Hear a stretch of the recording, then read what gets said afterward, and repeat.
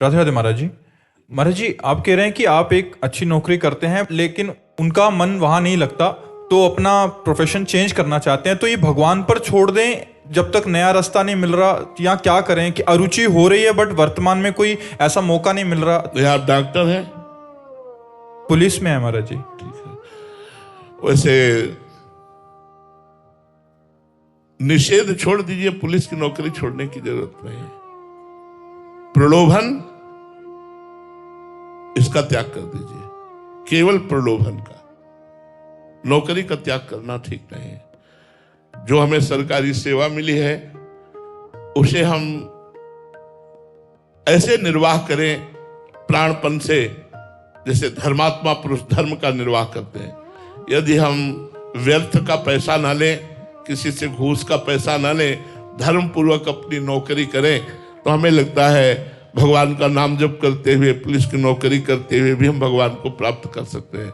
लेकिन यदि हम अधर्माचरण से लिया गया धन अपने परिवार के और अपने में प्रयोग में लाएंगे तो हमारी बुद्धि पतित हो जाएगी, हमारा भगवत मार्ग अवरुद्ध हो जाएगा, बहुत सी समस्याएं पारिवारिक हो जाएंगी जिससे हम निकल नहीं पाएंगे। तो मुझे नौकरी छोड़ना ये सही नहीं लगता, लेकिन ये बाधा छोड़ देना अच्छी बात है। हम वो चीज ना करें जो नहीं करना चाहिए, तो नौकरी खूब करनी चाहिए। भारत सरकार की सेवा है, समाज की सेवा है। निर्दोष को छोड़ देना, दोषी को दंड देना, ये आपकी भक्ति है। अगर दोषी है तो उसे दंड दीजिए, निर्दोष है तो उसे मुक्त कर दीजिए। हाँ, अर्थ लेकर के निर्दोष को दंड देना और दोषी को मुक्त कर देना, ये फिर अपराध बन जाता है। तो अगर हम ऐसी प्रवृत्ति का त्याग कर सके तो पुलिस की नौकरी बढ़िया है, कोई त्याज्य नहीं। महाराज जी, अगर रुचि कहीं और हो और योग्यता के साथ अगर कल को कभी मिल जाता तो छोड़ सकते? जरूर कर लेना, फिर रुचि के अनुसार वो तो रुचि जरूर कर लेना चाहिए, उसमें कोई पर दोष दृष्टि करके नहीं।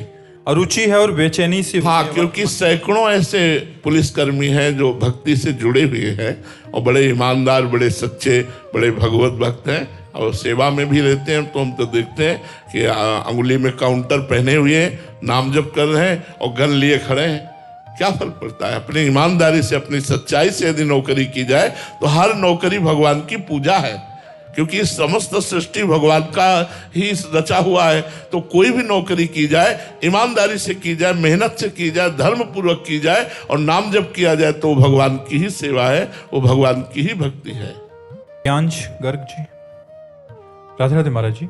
महाराज जी, मैं प्रतिदिन नाम जप करता हूँ। मेरे पापा मुझे नाम जपने के हर 10,000 नाम जपने पे 200 रुपया देते हैं। महाराज जी, इससे मेरे को ज़्यादा पैसे मैं कमा लूंगा तो मैं जल्दी जल्दी नाम जप करता हूँ। तो महाराज जी, मैं लालच तो नहीं कर रहा या करता रहूँ? बहुत धन्यवाद, और आपके पिताजी को भी धन्यवाद जो आप अपने बच्चों को सत्मार्ग में लगाने के लिए ऐसा दुलार करते हैं, प्रलोभन करते हैं। हर माता पिता को ऐसा ही करना चाहिए कि आज हम तुमको आइसक्रीम पवाएंगे, तुम बैठ करके 1000 राधा नाम जप करो।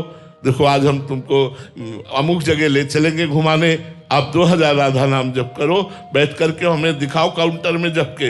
अगर 2000 बार तुम राधा नाम जप करोगे तो तुम जो चाहोगे हम तुम्हें ला के दे दें। ऐसे प्रलोभनों के द्वारा यदि हम भगवत भक्ति की शिक्षा दे, वही धन्य है माता पिता, वही धन्य है नाम जापक बालक। नाम प्रसंग कहे तु प्रदेश, जाया धर्म धन्य सो देश, धन्य सो कुल जय जन्म भयो, धन्य सो तात धन्य सो माय, संतत सकल सुनो चितलाय। श्री हरिवंश प्रताप जस, जो नाम जापक है वो कुल धन्य हो जाता है, वो माता धन्य, वो पिता धन्य, वो प्रदेश धन्य हो जाता है जहाँ भगवान का भक्त जन्मता है। तो इनमें जो आप संस्कार डाल रहे हैं, ये संस्कार इनके जवानी में जब फलीभूत होंगे तो ये सदगृहस्थ भागवत होंगे, सदगृहस्थ धार्मिक पुरुष होंगे ये, क्योंकि नाम इनकी बुद्धि को परम पवित्र कर देगा। धन्य है वो माता पिता जो अपने बच्चे को ऐसे सत्मार्ग में लगाते हैं। और बच्चों को प्रलोभन दे के लगाना ये कोई बड़ी बात नहीं है और ना ही इसमें कोई निंदनीय बात है, ये आपका कर्तव्य है, ये कर्तव्य। एक बार एकनाथ स्वामी जी जब कीर्तन करते थे महाराष्ट्र के, तो गांव के बहुत से लोग जो इधर उधर समय व्यतीत करते हैं, उनको बुलाने के लिए उस समय पाव पाव भर चीनी रखा। जो कीर्तन में 1 घंटे आकर बैठेगा उसे पाव भर चीनी देंगे। अब भीड़ लगने लगी, खूब जय राम कृष्ण हरि, जय राम कृष्ण हरि, सब नाचते। तो किसी ने कहा कि आप प्रलोभन देते हैं। बोले पाव भर चीनी के प्रलोभन में आकर ये वो अमृत प्राप्त करते हैं।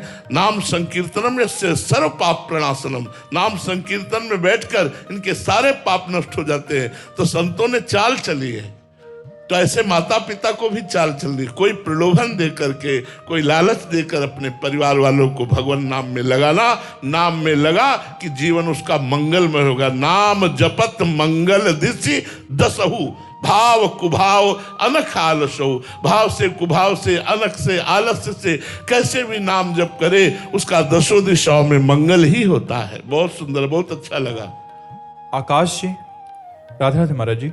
महाराज जी, हमने आपके श्रीमुख से सुना है कि भगवान के घर का सदस्य बन जाओ। महाराज जी, कृपया बताने की कृपा करें कि घर का सदस्य कैसे बना जाता है। भगवान को अपना मानना, पिता मान लो, भाई मान लो, मित्र मान लो, पुत्र मान लो, प्रीतम मान लो, कुछ तो मान लो।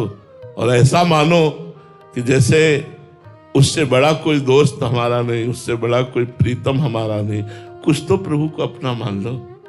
सांसारिक जैसे प्रेम करते हो ऐसे एक हिस्से में प्रेम तो प्रभु को दे दो। एक हिस्सा मानकर प्रभु मेरे पिता है। तो जैसे हम पिता से बात करते हैं वैसे हर समय में याद होना चाहिए। हम अपने पिता को कभी याद नहीं करते और कभी भूलते नहीं। दोनों बातें, पिताश्री जप नहीं करते पर कभी भूलते नहीं कि मेरा पिता कौन है। स्वप्न में भी हमें अगर दिखाया जाएगा तो लाखों लोगों के बीच में हम अपने पिता को बिना प्रयास के पहचान लेंगे। क्यों? हमारा संबंध है, हमारे पिता हैं, हमारे दोस्त हैं, हमारे प्रीतम हैं, हमारे स्वामी हैं, हमारे सखा हैं। हम भगवान से कोई एक अपना संबंध मान ले और उसी संबंध को बार बार चिंतन करें तो भगवान से अपनापन हो जाएगा। अपनापन हो जाने का मतलब घर के हो जाना। अपनापन भगवान से, मेरे भगवान, मेरी प्रियाजू, मेरे लालजू, मेरे प्रीतम, मेरे स्वामी, मेरे सखा, मेरे जीवन सर्वस्व। तुम्हें वो माता च पिता, तुम्हें वो बंधुश्च सखा, तुम्हें वो विद्या द्रविणं, तुम्हें वो सर्वम मम देव देव। आप ही सब कुछ मेरे हो। दुलारी शरण जी, पानीपत से।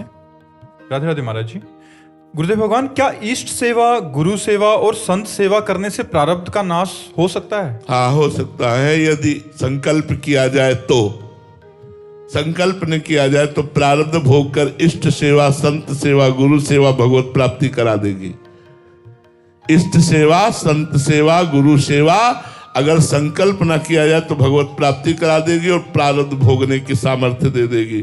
अगर संकल्प कर लिया जाए कि इष्ट सेवा, गुरु सेवा, संत सेवा से मेरा ये रोग नष्ट हो जाए, मेरा प्रारब्ध नष्ट हो जाए, तो निश्चित नष्ट हो जाएगा, निश्चित, इस पे कोई संशय नहीं है जी। राजकुमार जी, महाराष्ट्र से।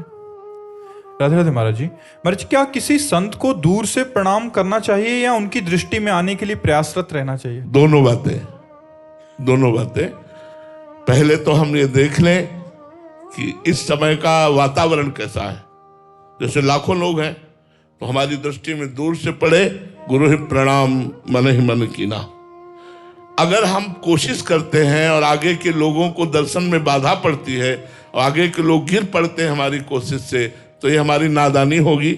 हम जहाँ हैं वहीं खड़े होकर दृष्टि से ही मन प्रणाम कर लिया। यदि ऐसा अवसर मिलता है कि आगे जगह है और हम जाकर उनकी दृष्टि में आ जाए तो दोनों प्रयास करने चाहिए। लेकिन अगर आगे लोग खड़े हैं तो उनकी दृष्टि में हम बाधा ना पहुंचावें। हम जहां हैं वहीं से खड़े खड़े दर्शन करें, हमें बराबर फल प्राप्त होगा, इसमें कोई संशय नहीं।